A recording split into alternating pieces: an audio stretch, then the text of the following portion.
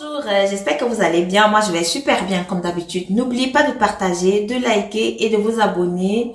Et surtout, encouragez la page en mettant le pouce en l'air. Bienvenue dans les histoires d'Akoma. Comme je vous dis tout le temps, ici, à travers nos histoires, nous apprenons les morales de la vie et puis nous donnons des conseils. Alors, aujourd'hui, on va parler de l'histoire de Nadine. Nadine... Elle a fait la rencontre d'un jeune homme. Son père était un chef coutumier. Le monsieur, il a dragué Nadine pendant des mois. Le monsieur n'a pas laissé tomber Nadine, il l'a dragué pendant des mois. À un moment donné, Nadine, elle a accepté, mais ils ne sont pas allés loin. Vous savez, parfois, lorsque quelqu'un vous drague dehors, il y a souvent un sentiment que vous avez. Vous ne voulez même pas que la personne vous touche. Vous vous posez la question pourquoi la personne elle est belle, la personne est propre, la personne a tout ce qu'une femme peut vouloir chez un homme, mais lorsque la personne veut vous toucher, vous ne voulez pas. Alors c'était le genre avec Nadine. Nadine, malgré qu'elle sortait avec le gars, elle ne voulait pas le sentir à côté d'elle. Elle n'avait même pas envie de lui. Et lorsque le gars la touchait, elle ne voulait pas. C'est comme ça que Nadine a dit non, je veux pas. Je veux pas de toi. Je veux même pas de toi. Tu m'intéresses pas. C'est mieux qu'on arrête maintenant. Si je continue avec toi, là, c'est que je suis en train de te tromper. Je me trompe moi-même. Tu me plais, mais lorsque tu veux me toucher, je veux pas que tu t'approches de moi. Et moi, je veux pas vivre ça. Et si c'est que tu dois être mon mari demain ou après-demain, je ne veux pas vivre ça. C'est comme ça que Nadine a donc largué le gars. Elle est partie. Elle a commencé à vivre sa vie ailleurs.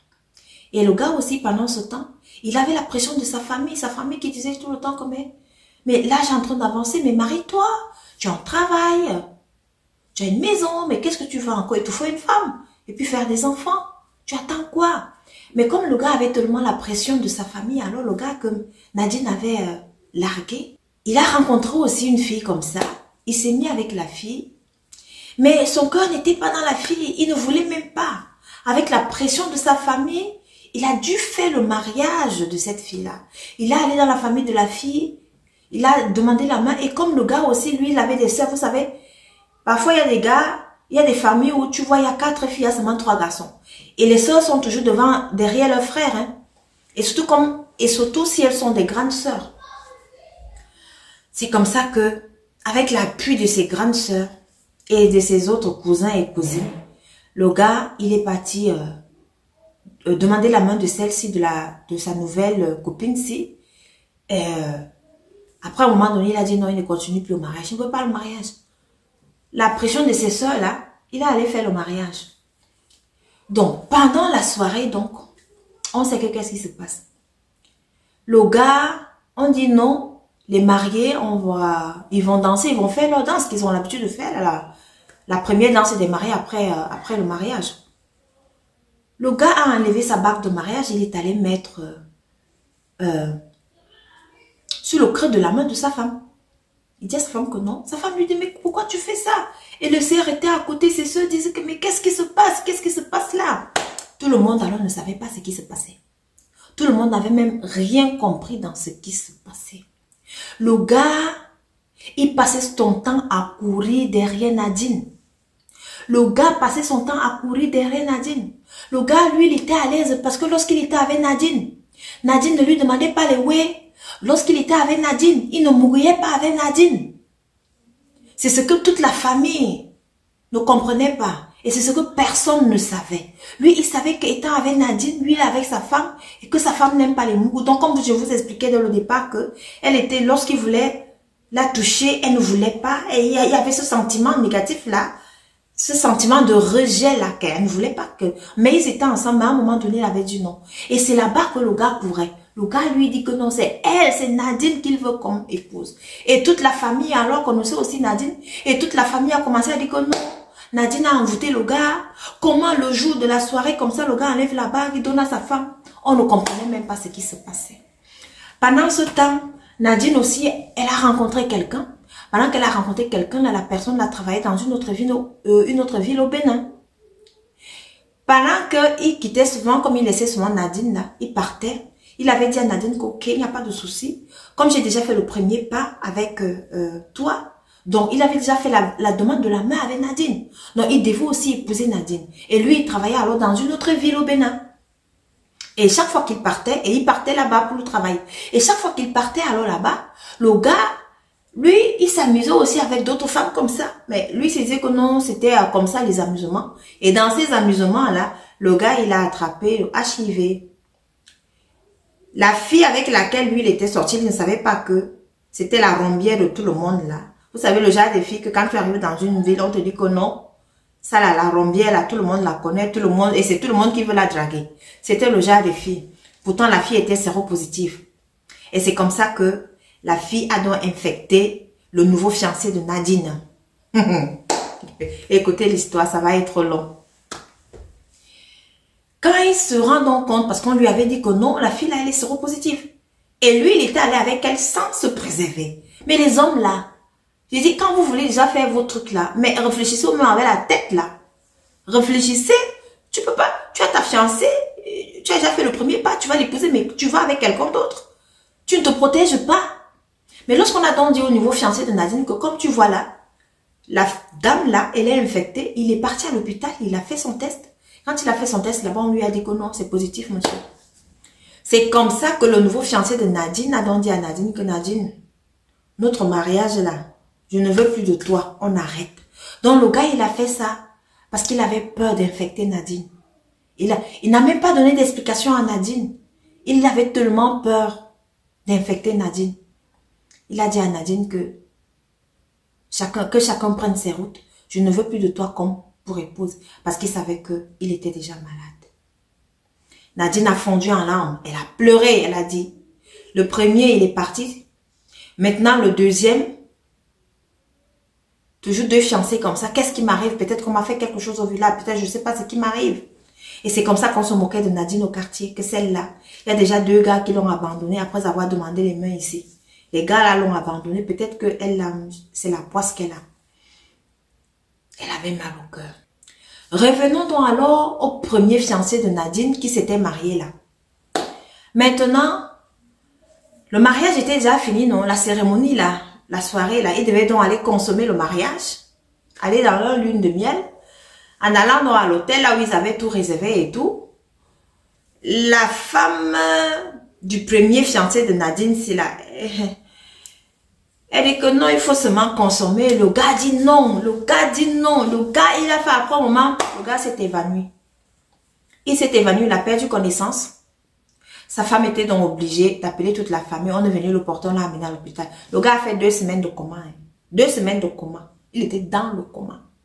On se posait la question que, mais est-ce que c'est toujours Nadine? C'est Nadine qui fait ça à ce gars-ci?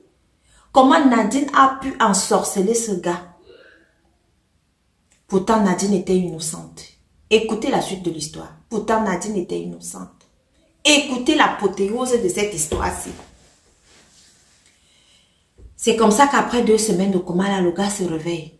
Tout ceci parce qu'il ne voulait pas mourir avec sa femme. Tout le monde se posait déjà des questions que, mais celui-ci, il a quoi? Quel est son problème? Il ne veut pas mourir avec sa femme. Ouais, Seigneur. C'est alors que il est donc sorti de l'hôpital, ils sont rentrés. Sa femme aussi ne pouvant plus supporter. Après le mariage, là, depuis là, elle veut se mamougo. C'est comme ça qu'un beau jour, alors, la femme, elle a attrapé son mari. Elle a seulement dit qu'aujourd'hui, là, je vais te mougou. Elle a attrapé son gars, elle a mougou, le gars ne voulait pas, elle a mougou. Et le jour qu'elle a mougou là, c'est le jour là qu'elle est tombée enceinte du gars. Quand elle a attrapé le gars là comme ça, elle est tombée enceinte de lui. Malgré que le gars ne voulait pas, mais vous savez que lorsque, même si vous ne voulez pas, lorsqu'une femme vous prend un genre là, vous allez seulement vous laisser aller. C'est donc comme ça que, comme je disais, la femme elle est tombée enceinte. Mais entre-temps, vous savez pourquoi l'ex-fiancé de Nadine avait enlevé sa bague le jour du mariage? C'est parce qu'il avait vu son amant. Écoutez, son amant était venu dans la salle à la soirée. C'est pour ça qu'il avait vu, lorsqu'il s'était levé pour aller danser avec sa femme, il a vu. Il a vite enlevé la bague de mariage. Posez-moi la question, pourquoi? Qu'est-ce qui s'était passé? Le gars qu'il a vu pendant la soirée là, c'était son amant. Donc, il sortait avec ce gars. Et ce gars, lui, il était marié à une autre dame. Comme tellement qu'il était marié à une autre dame, et que les deux sortaient ensemble, ils ont donc fait un plan. C'était d'éliminer la dame-ci. Donc son amant, lui, il était marié à une femme. Ils ont fait un plan d'éliminer la dame. Ils ont donc éliminé la dame. Et comment? La dame, elle est venue dans leur pays natal pour rendre visite à son mari. C'est tout à fait normal. Quand elle arrive là, ils ont marabouté la dame, elle est décédée. À l'hôpital, on a dit que non, la dame, elle avait une fièvre typhoïde. Pourtant, c'était pas ça. C'est comme ça que la dame est décédée. Et lorsqu'elle est donc décédée comme ça, elle a donc commencé à hanter le premier fiancé de Nadine. Que lorsque lui, il voulait Mougou, elle apparaissait maintenant pour lui dire que comme tu m'as tué là pour prendre mon gars, pour Mougou avec mon mari, tu vas aussi mon Mougou maintenant. Donc, la dame là, elle apparaissait tout le temps. Donc, c'était une dame qui avait double esprit.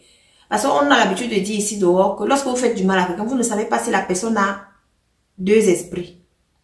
Il y a des gens qui ont deux esprits. Là, quand tu vas faire du mal à cette personne, la personne va te hanter.